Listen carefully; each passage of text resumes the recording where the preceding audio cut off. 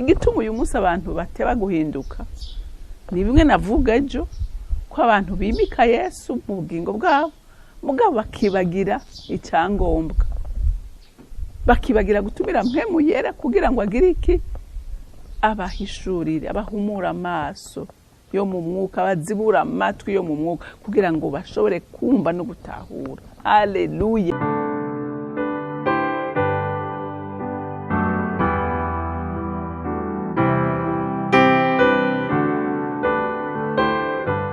Bakunzi ba Holy Canaan TV, ndanezerewe kandi gusubira guhura namwe ngo tuganire ijambo ry'Imana. Ariko imbere yuko dutangura kuganira, reka tubanze dusenge. Mwami Imana, nje imbere yawe nguhimbaza, ngutazira, nkuninahaza kuko uri Imana yacu kandi uri umuvyeyi wacu, uri murinzi wacu kandi uri umutabazi wacu. Nta usa nawe wama nawe, nta uringaniye nawe, uri umwizigirwa kandi uri umunyabuntu. Uri Imana dukomeze kandi dushigikira mu murimo. N'ubu Mwami Imana ndakwiyambaje kugira ngo uzubane nanje muri iki gikorwa ngiye gukora, kugira ngo mbashe kubera umugisha banyumva kandi mpimbaze izina ryawe. Urakoze kubyumvise kandi kwemeye kubidukorera. Icubahiro cyose n'amashimwe yose aba yawe, nkaba ndabisenze ndabyizeye kubyumvise mu izina rya Kristo Yesu. Amen, amen.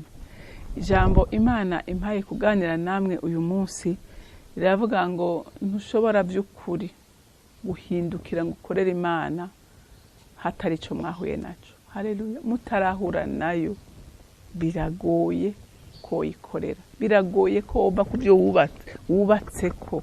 Haleluya. Ngo ubake kuri we mutahuye. Amen.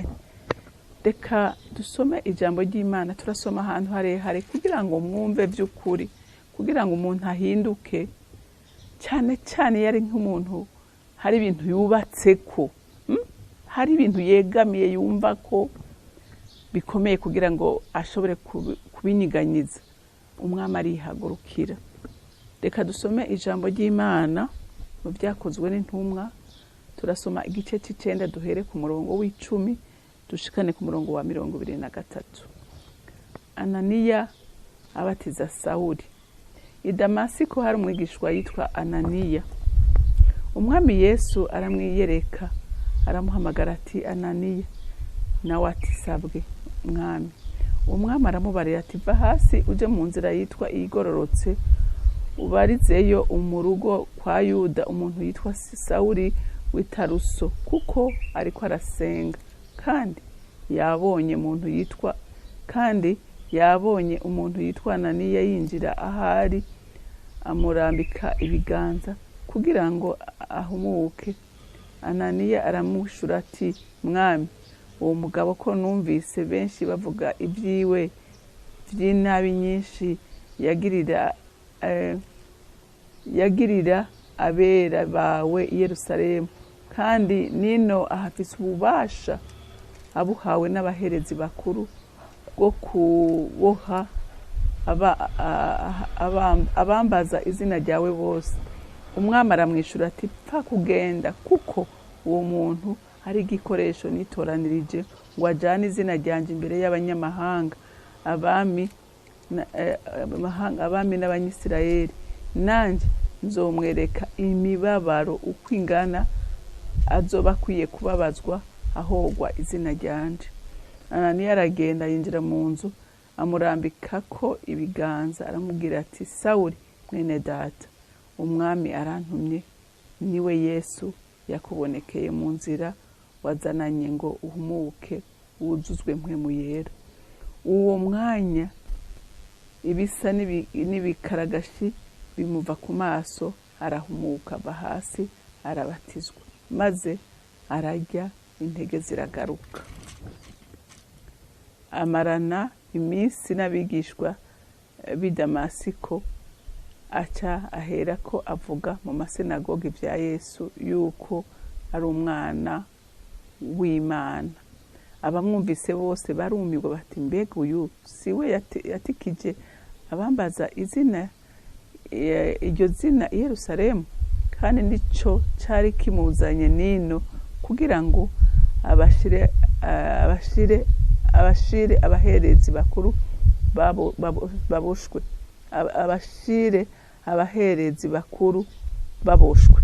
Ariko Sawuli arushiriza kugira ubushobozi, atsinda abayuda b'I Damasiko, abereka yuko Yesu ari we Kristo.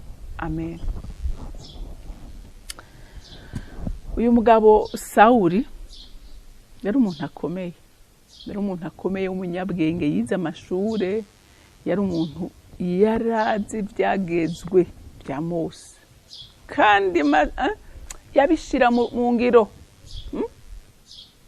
Yari umuntu akaze gose, ngo agahama abigishwa ba Yesu, kuko yumva inyigisho bariko barigisha ari inyigisho z'ibyaduka, bariko baratitura imigenzo yabo, bariko baratitura amategeko ya Mose, akumva vraiment abo bantu bose yobica. Kandi by'ukuri yari yagerageje. Na Stefano umunsi bamwica, ngo yaranezerewe ahagaze ariko araraba, ngo ndetse yafashe n'impuzu z'abariko baramwica, ari wacunze. Haleluya. Ari ku munsi ahura n'ubushobozi bw'Imana. Haleluya. Byarahindutse. Ngo ariko aje Damasiko, yasabye ko ngo yumva ko Damasiko ubutumwa buriko buramamara, abigishwa bariko barakora cyane, abantu bariko barahinduka. Aravuga ati ahantu ifoko ndahaje. Wapfuhagira ashavuye gose, ati byandiko baramwandikira, baramurungika. Ashitse mu nzira, ngo ajayo ubona umuco mwinshi. Haleluya. Ngo abona umuco mwinshi ngo umurasiye, ngo yumva n'ijwi rivuga ngo Sawuli, Sawuli, uriko umpigira iki? Sawuli aravuga ati mwami, aturinde. Acaramubwira ati ni jewe Yesu. Aramwibwira izina ati ni jewe Yesu uri kurahama. Ati kuko buri kurica, si buri kurica uriko wica je nabatumye. Haleluya. Ngo yikubita hasi arahuma.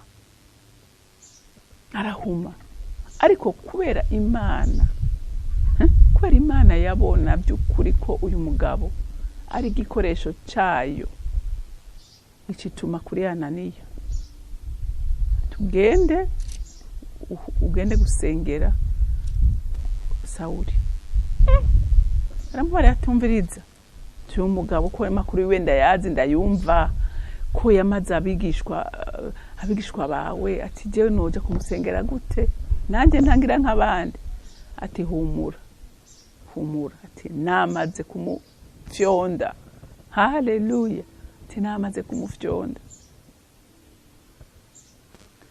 Hanyuma ngo aragenda aramusengera. Ngo acagira iki? Acarahumuka. Hinge nkubwire, by'ukuri utarahura n'ubushobozi bw'Imana ntushobora guhumuka.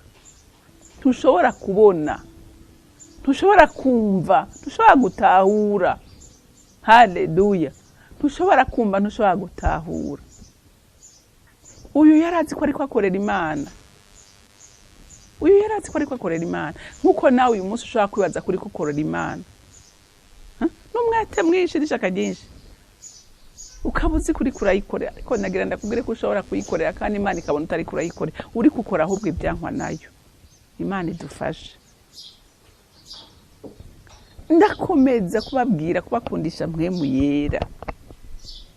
Uyu mugabo amaze kuzura ubushobozi bwa mpwemu yera, yarahishuri, barabona ko ibyo yahora agendera mu byo yaravuga kwataho bihuriye n'ukuri kw'ijambo ry'Imana. Ariko mpwemu yera amaze kumwuzura, acarahishurirwa. Umve wewe nta no kwigishwa Paulo yaciye ngo yanzika. Mwavyumvise, yaciye aja mu masinagoga aja kwigisha. Abantu baravuga ati Imana y'ikigongo, ati ibi bintu bigenze gute? Wa wundi yari ko arica abantu, n'ubu yaraje Damasiko kwicwa, bamwandikiye n'amakete yo kuja kwica abigishwa. Niba ariko aravuga. Haleluya. Wahuye nawe ntibigusaba akanya kanini kuguhinduka. Igituma uyu munsi abantu bateba guhinduka ni bimwe navuga ejo, ko abantu bimika Yesu mu bugingo bwabo, mugabo bakibagira icyangombwa, bakibagira gutumira mpwemu yera kugira ngo agire iki? Abahishurire, abahumura amaso yo mu mwuka, bazibura amatwi yo mu mwuka kugira ngo bashobore kumva no gutahura. Haleluya, haleluya. Pawulo ngo bamaze kumurambika ku kiganza arahumuka, atahura ijambo, inyota iragwira, ya nyota yahora agira yo kwica, ariko atagira inyota iruta noneho yo gukiza no gutabara abantu. Haleluya. Mu bantu bakoreshejwe n'Imana mu buryo butangaje, uyu mugabo arimo. Haleluya, haleluya. Uyu mugabo arimo.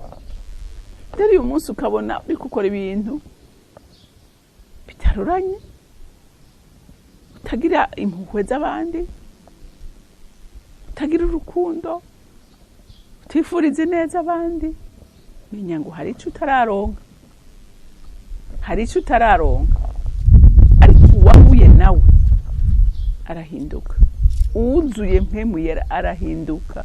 Ntakora kubwiwe, ariko akora kubw'inyungu z'ubwami. Haleluya. Kuko na Yesu yaravuze ati genda ntacyo, ati naho yahamye abantu ati genda, uyu atazobona imibabaro, atazobona imibabaro ikomeye ku bwanje.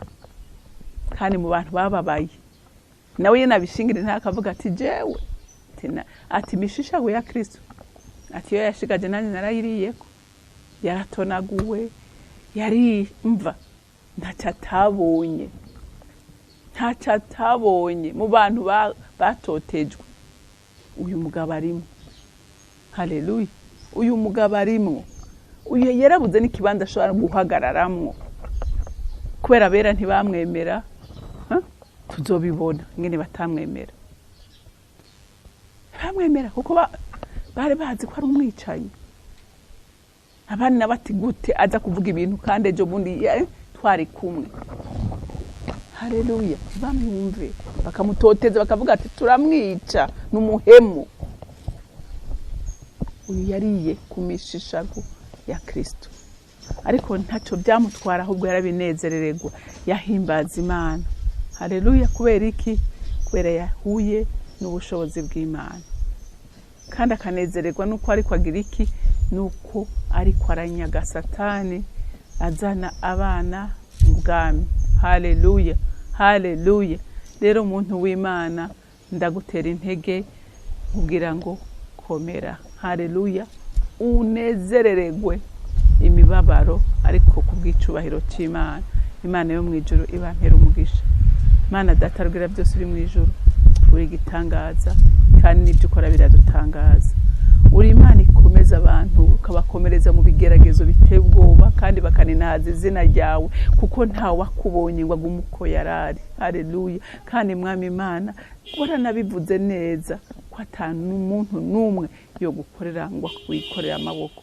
Shimagizwa rero Mwami kuri kumwe n'abawe mu byo bacamo byose. Icubahiro cyose n'amashimwe yose aba yawe, mu izina rya Kristo Yesu nsenze nizeye ko byumvise. Amen, amen. Mwarahezagiwe, mugira umunsi mwiza.